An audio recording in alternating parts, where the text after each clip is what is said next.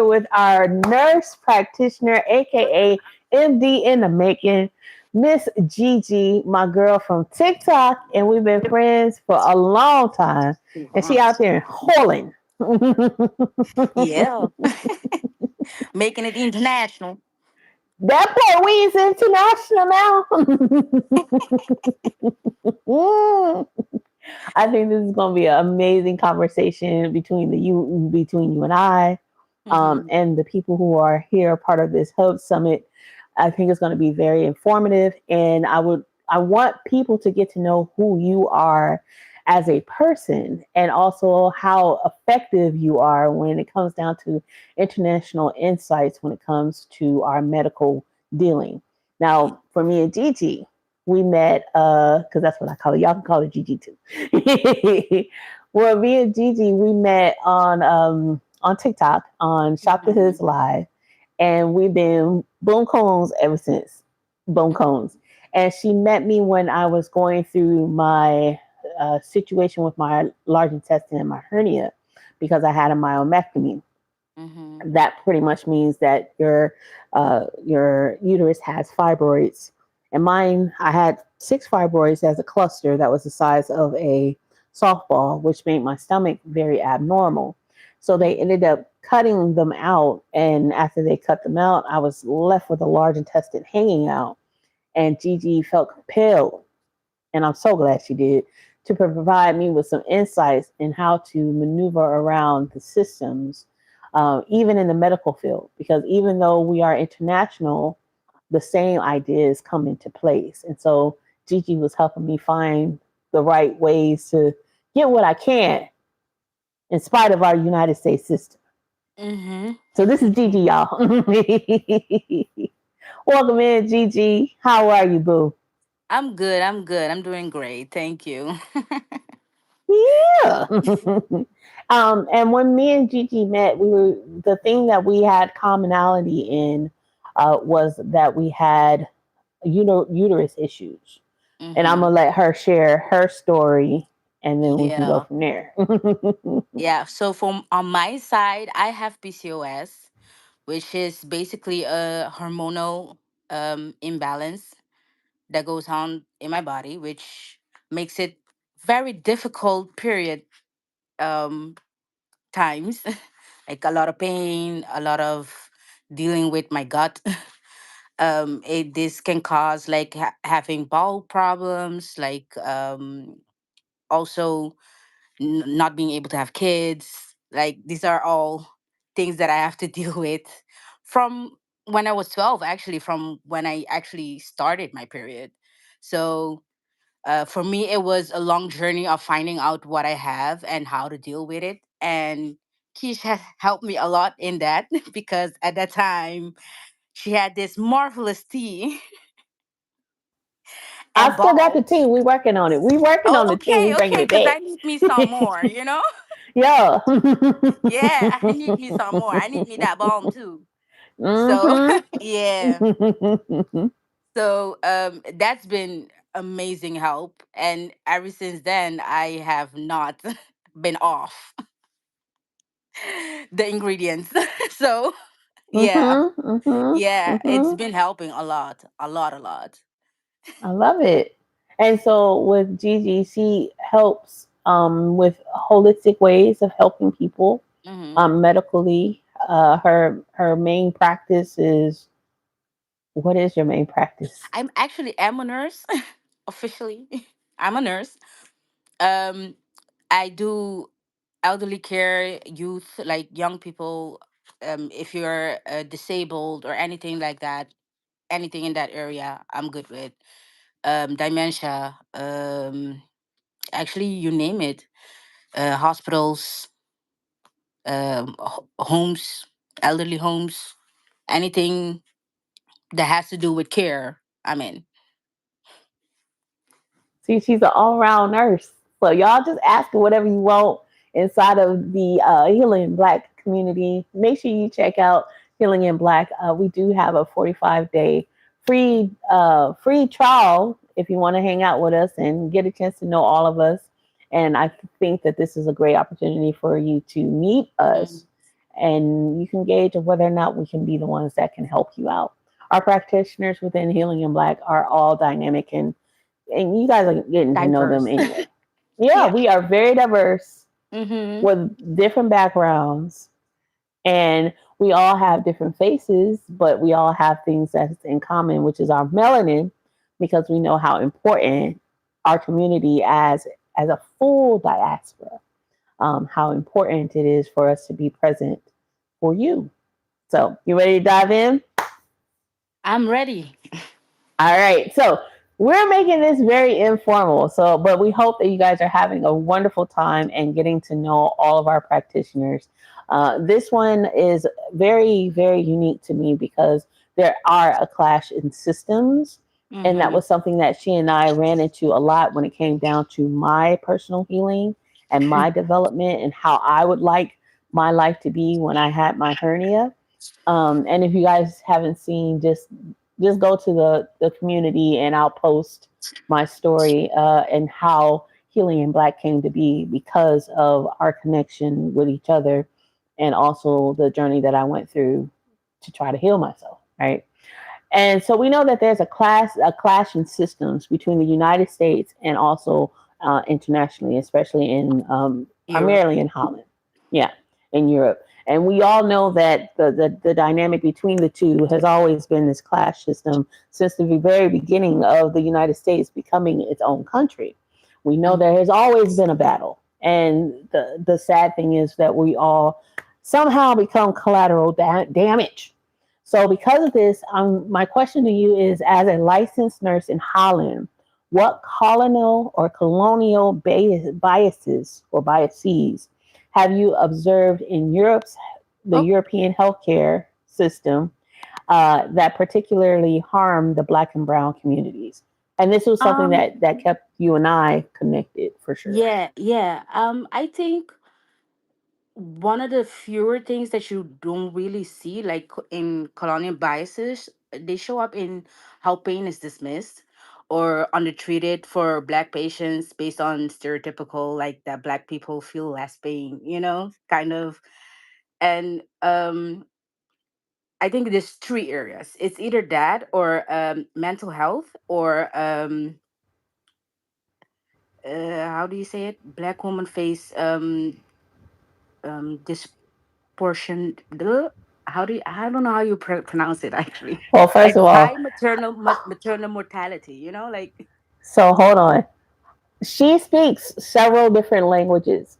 So if yeah, it takes her a minute to kind of like get the words out, just bear with seven her. This total. she's international. She speaks how many languages? Like Seven. nine, seven. Yeah, I think seven. Yeah, yeah. she speaks seven different languages, and English is not her first language. Okay, so it takes her a while to get the right words. So y'all don't judge my girl because she's rare. Don't Don't eat play with me. her. Don't eat me. Don't play with her. She got seven So different languages going on. like in dermatological conditions are often misdiagnosed because most medical training materials focus on like white skin. So let me say the envelopians. Oh, So you can say white. yeah, yeah.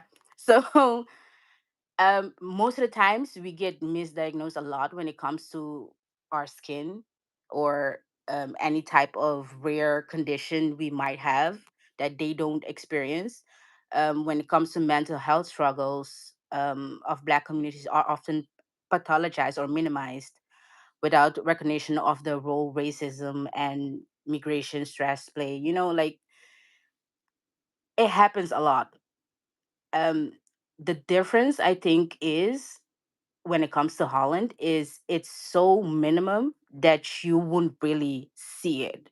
Like it's not obvious in your face unless you're someone that is a nurse or has any type of idea or of knowledge of how it how the system works and what your body needs or healthcare you need, you won't really realize that it's going on.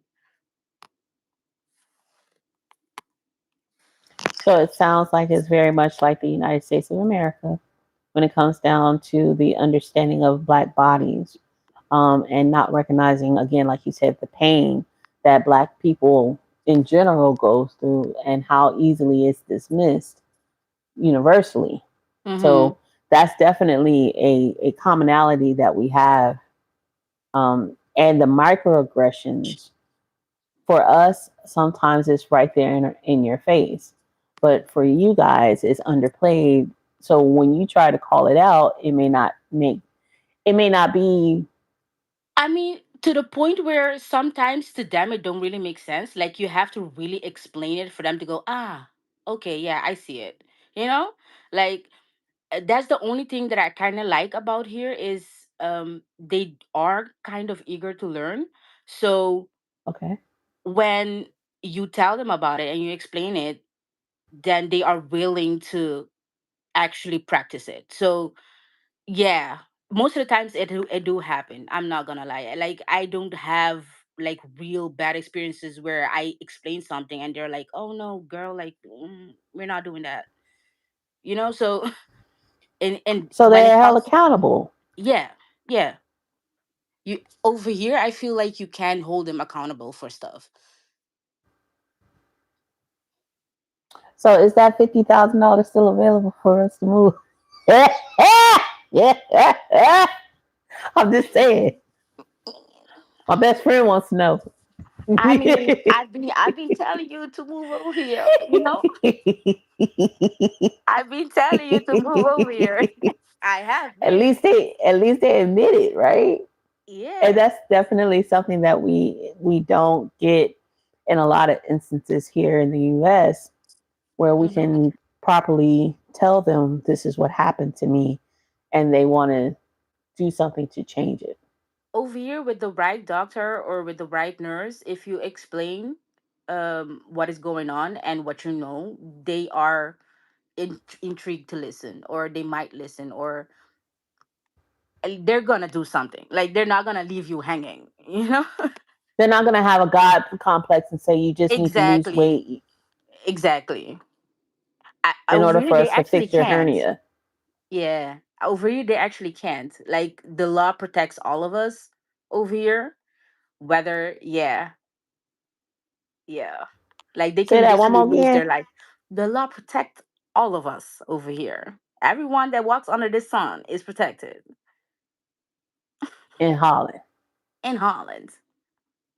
Mm, As long as you know your rights, you're good. mm. Right. Decolonization in its finest. Okay, we hear you. We hear you. Okay. As a spiritual healer, how do you respond when clients say that their doctors dismiss their cultural healing practices? I try to remind them that their cultural practices are valid and rooted in generation of wisdom, and I encourage them to see both systems as complementary rather than opposing. I also prepare them with language and resources so they can advocate for their needs when speaking to healthcare professionals.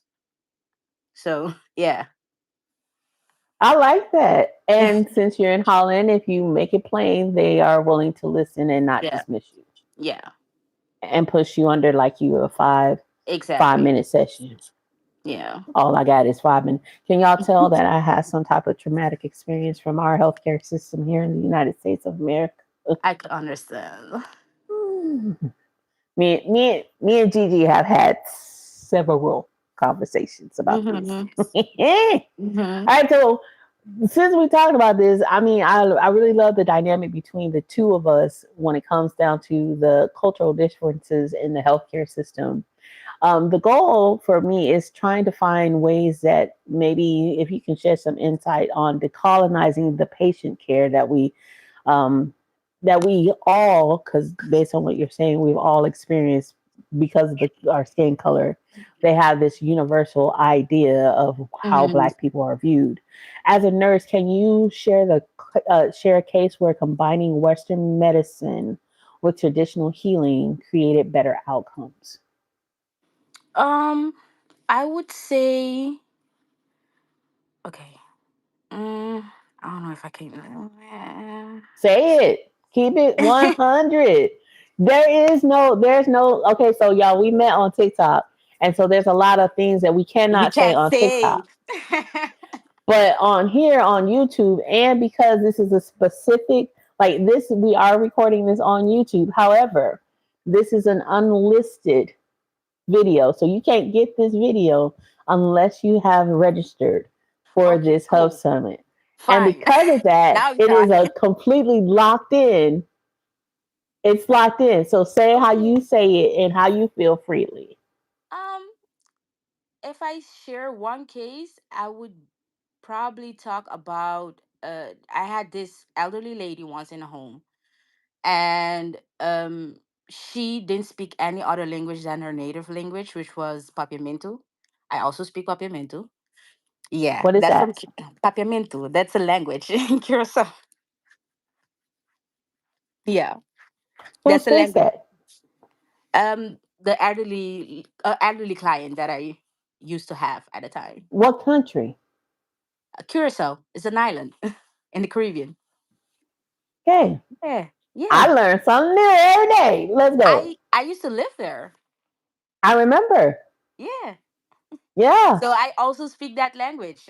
And um I think my most painful experience with her was not her not being able to communicate what she's feeling or what she needed, and as being the only Curacao speaking Papiamento person nurse there and not being able to work there every day, that kind of broke me. There was a time where uh, they teach us as nurse over here to read body language. Like you can see if someone is in pain, they're sad, like their mood, how they're changing. Like, and I remember this lady. She was so much in pain, you could literally see it all over her face. But it wasn't like pain. It was more like her body was itching. At least from what she told me, her body was itching from the inside out. But she couldn't tell them that that's what's going on. So she used to open up her skin, scratching. And what they did to deal with that was put her on in this suit that she couldn't like scratch anything. Yeah. So this drove her mentally wild. Like she would spit on them, yell at them, scratch them, beat them, punch them. And it was only after I talked to her and I found out what was going on, and we decide, at least I put in the right medication that she needed for it, that she calmed down and became a totally different person. So I think that was my most kind of like traumatic experience that I had with clients, that I was like, I need to learn some languages to be able to speak and understand to these people. Cause yeah. I mean, because we'll go through anything and everything just to be heard, right? Mm-hmm. And Yeah. and if you're in the right place that you're supposed to get help, the language barrier is huge. So I can understand why you would speak seven And different in languages to Holland, help we have a people. lot of language barrier because their main language is Dutch. Some of them do speak English, most of them don't. But we have people from Turkey, we have people from Germany, we have people from Curacao. So like, there's so many languages going on here. There's people from Spain because remember, these are places that are like 3 hour drives away. So Hmm. all of them speak different languages, but when all of you is living in one place and there is elderly homes that are not based on culture or social differences or languages, and you are all put together and only Dutch people serving you or taking care of you and they don't understand you, it becomes hard. So I feel like it must be a requirement as a nurse to be able to communicate or understand or at least read body languages, but it doesn't always happen. And sadly, it's not like that. So I'm glad that I am a person that do speak multiple languages to be Hmm. able to do this. But um, yeah, I think that's my most rarest experience. I'm honestly glad that you speak the multiple languages because it Yeah. allows you to be connected to the human person, right? Yeah. Person in general, It makes where it a they lot more can get personal in. too. Mm-hmm. Mm-hmm. It makes the care also a lot more personal. Mm-hmm.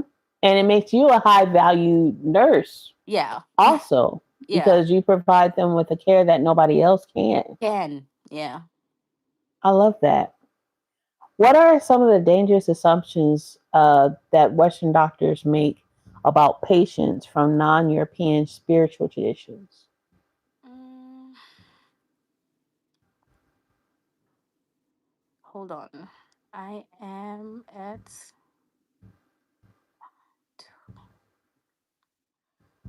the that these practices are scientific or superstitious. So, devalidating. Yeah.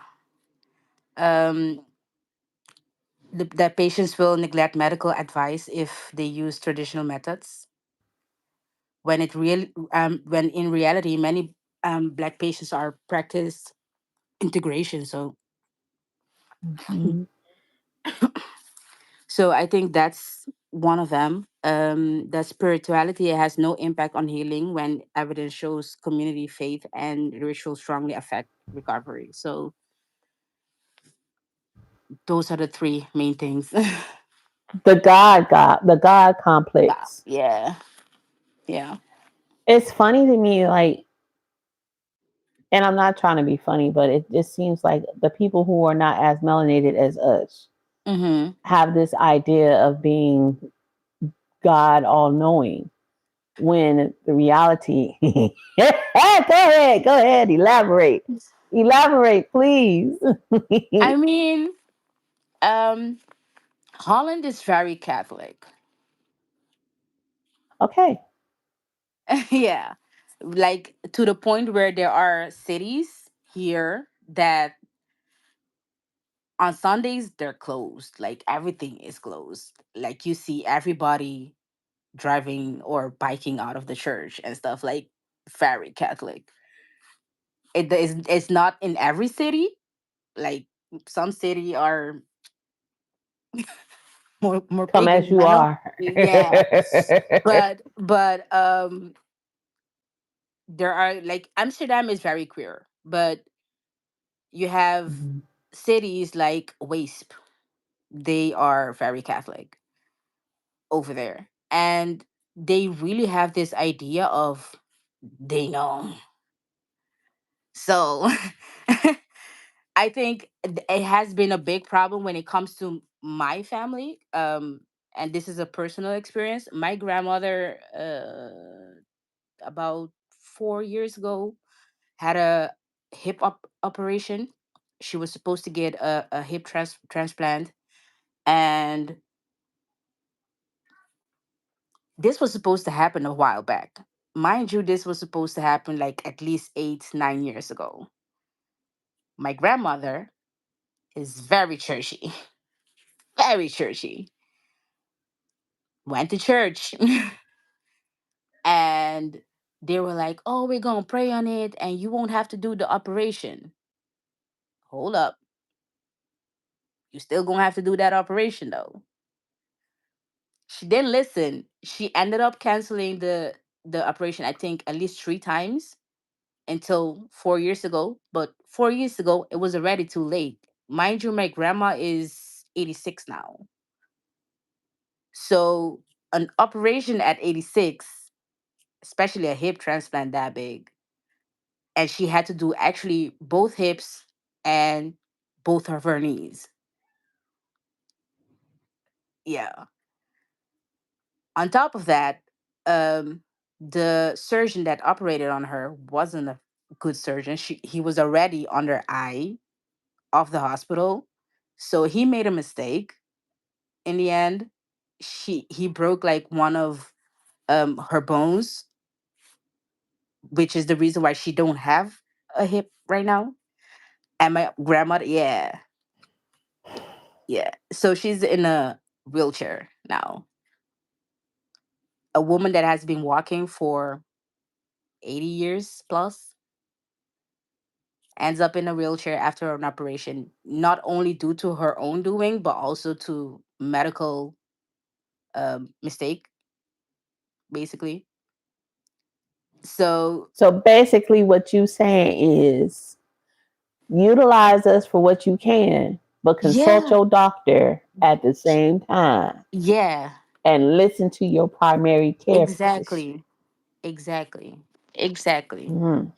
I'm all Mm-hmm. in for it for the most part, but there are health or medical things that you have to take into consideration before you make a decision.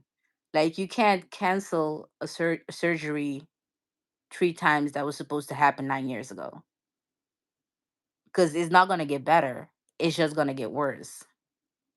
And your age Fix is it while getting you can. older. You're getting older. So it's going to be more difficult to operate on you now than it is 10 years ago. Mhm. Fix it while you can, Fix because it it while you might can, get worse.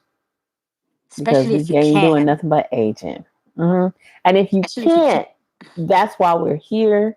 We're here for that in between. So, especially here in the United Even States, even if it's the in between of dealing with it now till the operation. Like I'm all in for it. I'm here for it. But do whatever you can to keep it healthy. right? That's it on that one. I love it. I love it. All right, so um, the autonomy battle, our bodies. How do you help patients advocate for themselves when facing medical racism or spiritual discrimination?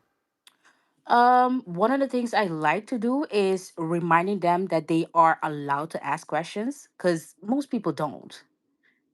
And or either are they're scared of sounding dumb or thinking, oh, I'm supposed to know that. Like you're never too old to learn some new things.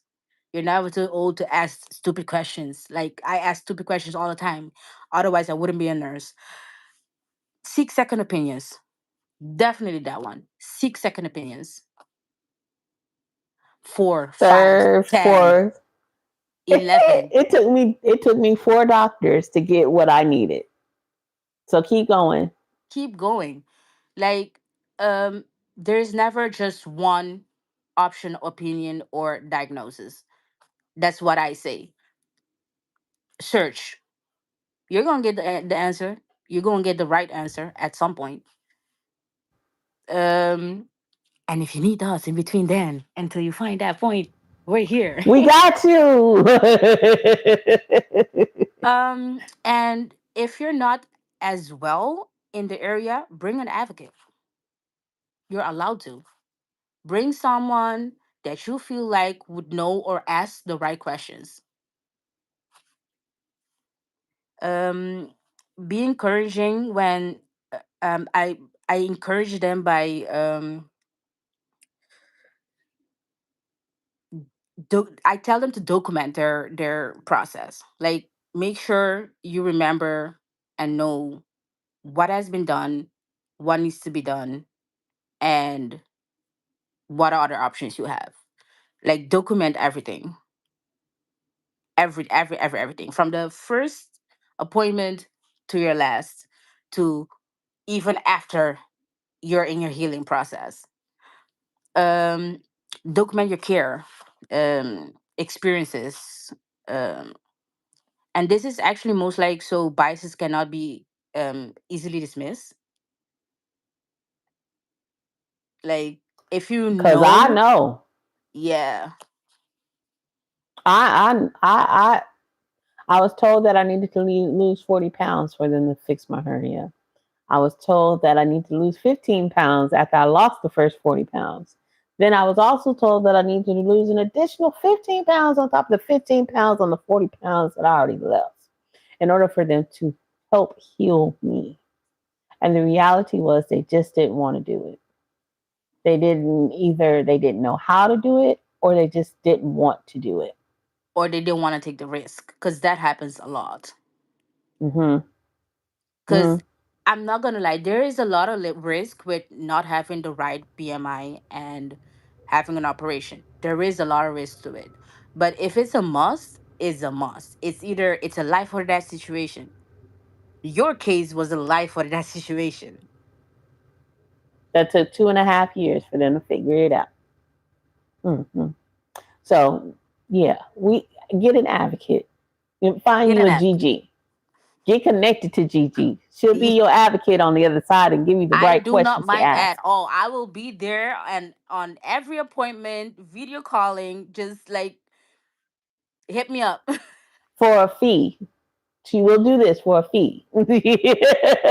It is my job. So But she got you though, even if yeah, it is international. She will be on the call and she will video call with you, even if it's 4 o'clock in the morning, her time. She will be there. As long I as will you be pay her, there. she'll be there. Mm-hmm. That's true.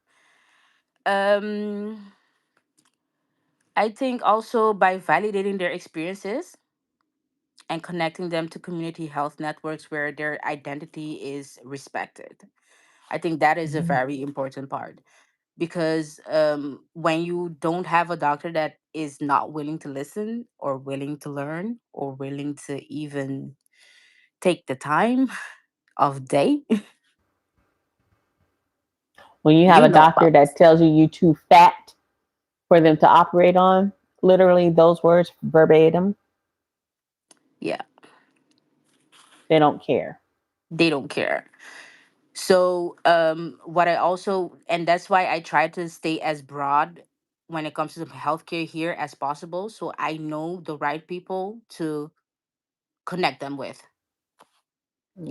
if needed. Um and that's actually about it. So validating their experience, encouraging them to document their care, um have an advocate, and seek second opinion. Definitely seek second opinion. Third, Third, fourth, fourth, and fifth, five. till you get exactly what you it is you looking for because it's out there. Yeah. Okay, so what are the most urgent changes needed in nursing education to respect to yes to respect cultural healing practices?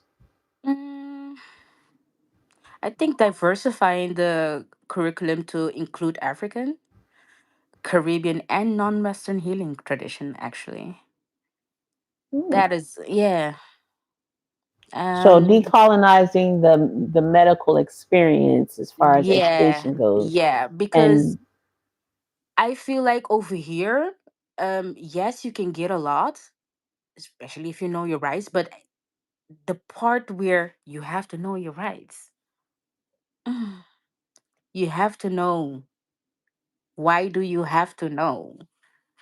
You know, why because can't most you of just them. have the care that you need? Exactly, because most of them, Hmm. especially in Colombians, they don't know anything when they just come like. I'm sorry. It's okay. When they It's come okay. in, I respect it's it. like I mean, I I mean respect when it they because come it's in, universal. It's yeah, internationally universal. When we yeah, have people that are of the non-melanated family, because they still are cousins somewhere down the bloodline, mhm, right? mhm, When we have people from the non-melanated part of our family who come in, they come in with the knowing that they know all things. When the reality is they only know a part of the story, and it's about less than 7% because that's mhm. how much they are. Hold on. I'm so sorry. You're I had good. so many phone calls right now. Okay, You're good. You're good. Keisha, we're gonna cut and take this part and then we're gonna delete this part. Because I don't like the noise in between. You know Yeah, what I'm saying? but I Anyway. didn't hear it though. I Oh, don't okay, hear. good. I don't hear the noise. Oh, awesome. That's awesome. I'm so thankful. Yeah. Also, I think training nurses to recognize bias and microaggressions in patient care. Hmm. Um, I think that's also a part that I missed when it came to that client that I had that don't speak Hmm. Dutch. Hmm. Um, hiring more Black educators and practitioners. Like, we are few over here. I mean, of course we would also have to be willing to learn and be in this field, but yeah, I can count how many Black colleagues I work with. Like the current place that I'm starting in September, um, I haven't seen one yet, to be honest. And so this is But why we me. have Healing in Black. This is why we have the Hub Summit. So not just that we can all see each other's faces, but it gives Gigi an opportunity to be around other healing practitioners that look like her. And Yeah. if you like people that look like us, you already know you hearing the right vibe. We got our Healing in Black with all of our practitioners that help you mind, body, and soul, and she helps you with all of it because she's throughout the whole thing. And then we also have our Mm. Soul Tribe that helps you with your soul. So Yeah. Gigi has found a good spot, and we hope that you find this as rewarding as that as well, because it makes a difference. Yeah, Representation it makes a matters. difference. It makes a difference, especially if they're hiring Black practitioners or educators that can bring like live culture, like knowledge into the Mm-hmm. classroom, Mm-hmm. especially our It knowledge. changes things. I It mean, because changes a even lot. when I have my therapist, when I talk with Nikisha, do you remember Nikisha, my Yeah, I other remember nurse Nikisha. Yeah. that was helping me? Me and her have the same name, and the mere fact that we were able to converse, I didn't feel like I was like an outcast. I didn't feel like Right. she told me, she validated me. She's like, girl, how big are you? She's like, all I see is muscle. I see big old booty, big Mhm. old hips, big old legs, but all I see is muscle. And she said that's the dynamic of Black people in general. We can't go by this biometric uh, case or idea because we are not a 14-year-old boy where these BMI charts came from. Mhm. And we're not Mhm. white. We're not. And our body structure and our body structure is totally different. I love Mhm. this. Yeah. Okay. What are when it comes down to the spiritual crisis in healthcare? Mhm. A lot of times we don't realize that it's a mind, body, and soul thing. That each Mhm. person needs to have not just the strategic creation of the body, right? The anatomy of our body, but we also need the combination of your soul and also your mind. And when all of those things are in alignment, it can kind of create a full, healthy, whole person. Why do you think hospitals fear incorporating energy work or ancestral healing? And have you seen this uh, change post COVID? Hmm. I'm saying this internationally. I think hospitals free losing scientific credibility, to be honest, and Mm-hmm. that and funding if they acknowledge non-Western healing practices. Like COVID, however, they forced many communities to rely on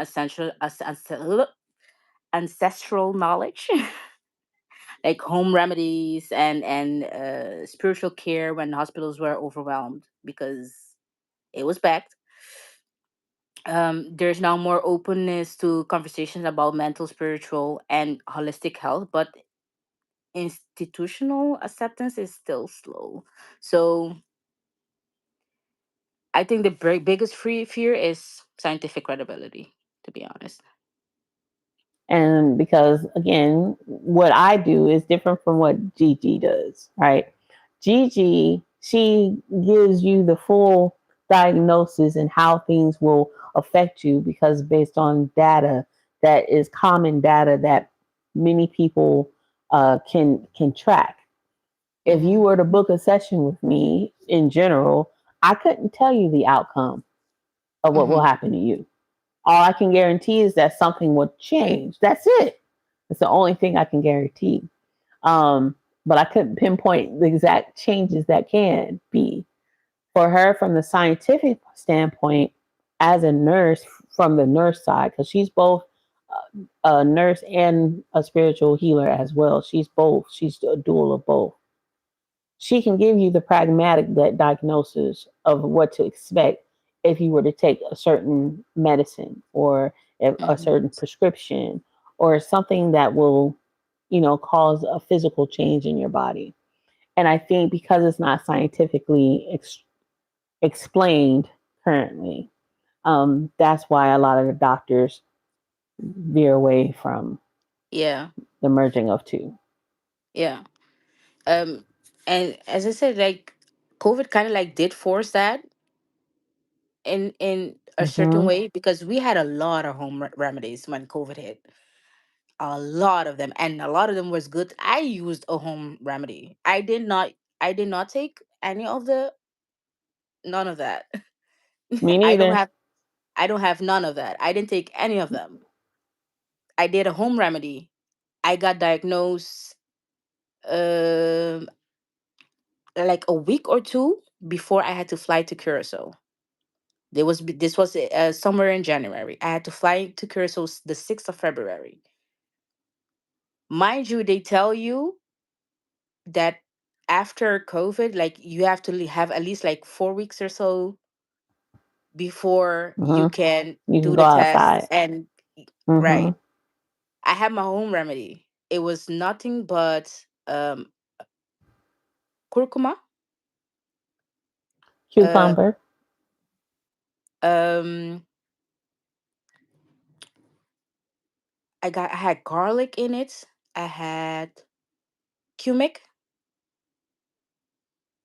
and I think it was olive oil. I don't remember exactly, but everything was it was blend together, like it was like a paste. And I had to eat that like, yeah. Yeah, it was horrible. It was horrible. So you had a cucumber? Is that what you said? Cumic. You That's the had yellow one. cumic, Yeah. I cumic. cumic, garlic, olive oil. I think it was also onion in there. Okay. My auntie made it. My auntie made it. The auntie remedies. Yup. Yeah. She's a nurse too, by the way. Okay. My Yeah, my auntie made it, and she brought it over. It was like a very thick paste, a lot of garlic in it, and the taste was horrible. Oh, I also had ginger. That's Okay. the one I was missing. It also had ginger, and I had to eat that For every how day, long? twice a day, for 2 weeks. Okay. I could see I that because it has the garlic was it has its antibiotic properties. Mhm. The ginger because it's anti-inflammatory. I could see Mhm. that, and it also helps with your respiratory system. I Mhm. could see it. Mind you Mm-hmm. that I actually have asthma, so I was supposed to Okay. be in the hospital when COVID hit. I Mm-hmm. wasn't. I was like one of the last persons that had COVID. So when it was already changing and Mm-hmm. whatnot, so I think I got a lighter version of it. But I remember this clearly. When I found out that I had COVID, it was 3 days almost before I had to fly. I'm not allowed to fly. For 3 days, I had that pace. A day before I had to fly, I went to do the test. It came out negative. Okay, so we're gonna need you to post that inside of our healing in black space. Just saying the remedy, okay? Because I'm gonna do it. I'm gonna yeah, put the whole recipe. I'm gonna put the whole yeah, put recipe. the whole recipe in there. So if y'all want that, y'all need to go inside of our healing in black Yeah, I'm space. gonna put the whole recipe. It came out negative in 3 days. I flew to Curacao. It was so weird. I flew to Curacao, got there. I had to redo the test. It came out positive. There, I had my pace with me. I started eating it again. I was So like, y'all ain't gonna get me. nope. Ate my paste. By the like 3 weeks after, when I had to come back, everything was gone. I was healthy as a nut. I had an See, amazing time on my vacation. I was actually there for a wedding. enjoyed everything, had no problem, no respiratory problems, no nothing. I didn't even feel sick. I didn't even had a fever. So yeah. Boom. Mind you, I didn't know I had COVID till I went to do the test to fly. So I love yeah. it. So she's gonna put that recipe on the inside of here because in the United States we have a whole new outbreak of COVID all over again. No. That's not being televised, but it's a whole new outbreak, and so we Okay. definitely gonna need that on the inside of Healing in Black. I'ma put it down. Do that. Okay, Yeah. and then we have a few more questions for you. How can patients safely combine prescribed medicines with herbal remedies without practitioner biases? I think first and foremost, patients should be encouraged to openly share what they're taking, without fear of judgment, especially.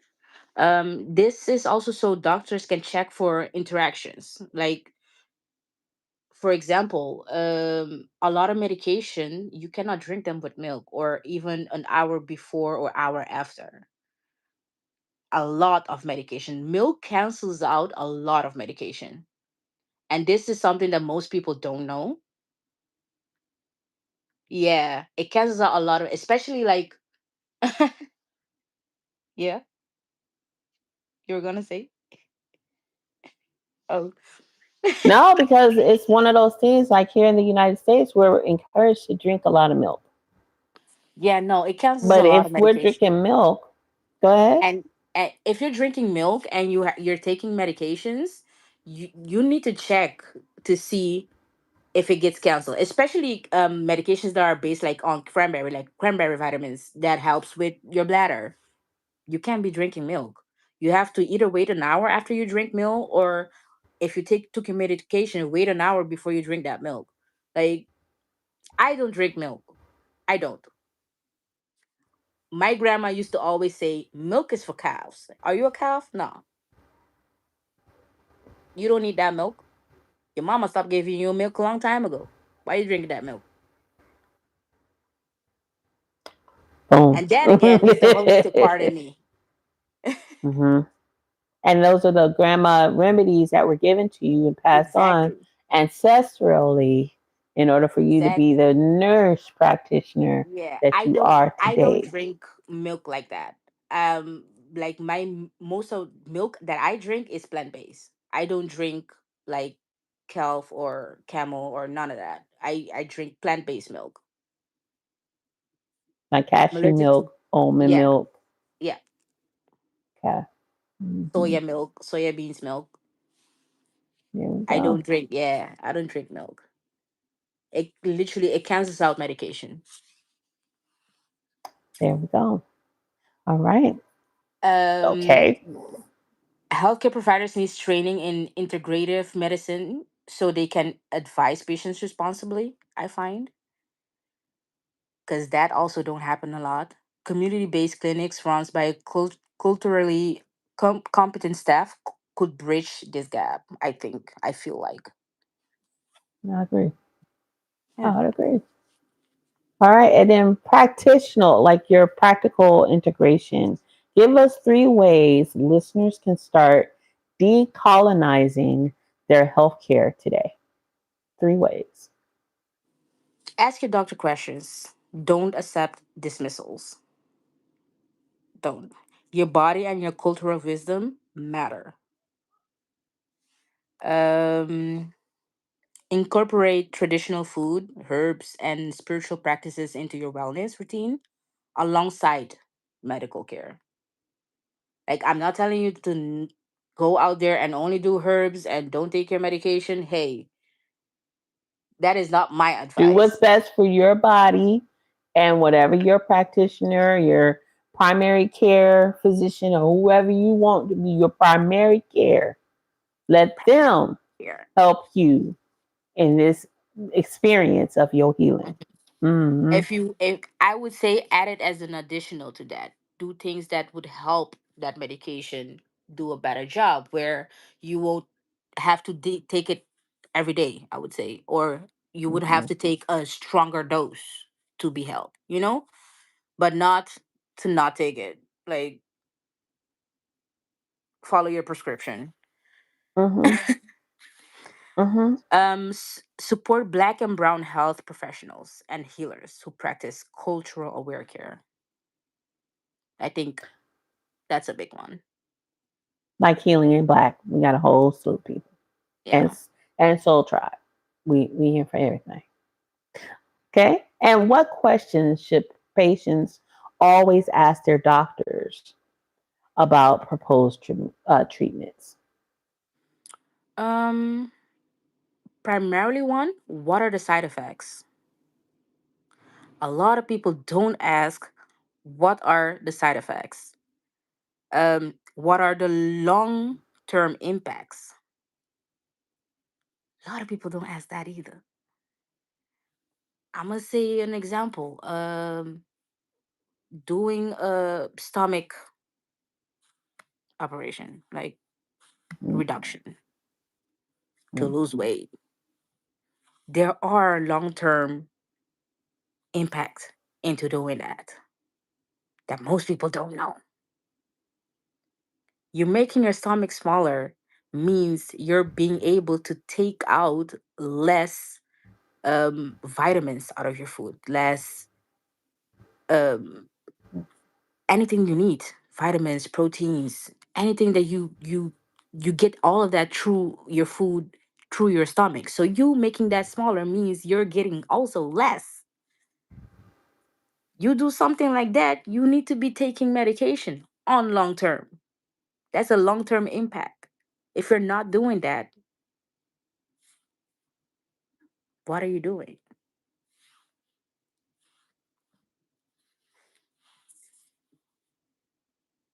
Yeah. How do this treatment affect people with my background? Now I'm gonna say, after that, a lot of doctors don't know, especially if they're white. Not gonna know. But if you can't ask that person, go ask the next one, cause someone got the answer.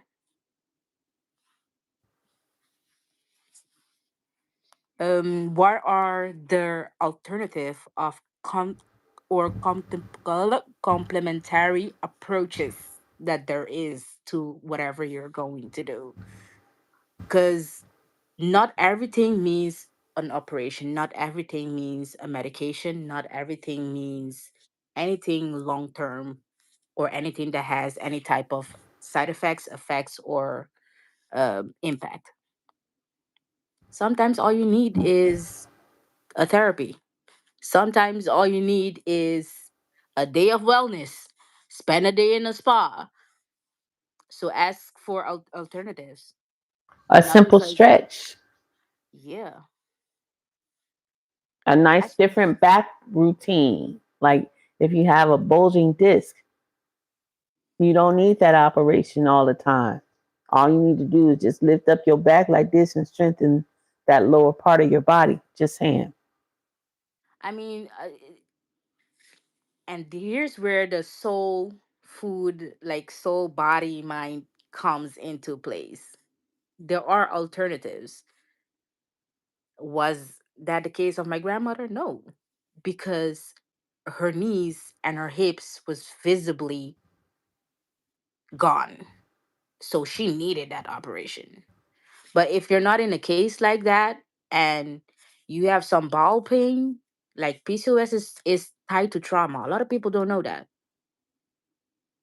But we do. PCOS is thought to trauma. It like it it also has a lot to do with you being a lot in your masculine energy, always having to protect yourself. Like you're making more masculine hormones and less female hormones. PCOS. Boom. Ask her how she know. Put it in the comments. I'll tell you. I'll give the answer. So yeah, I mean, ask for alternatives. Definitely.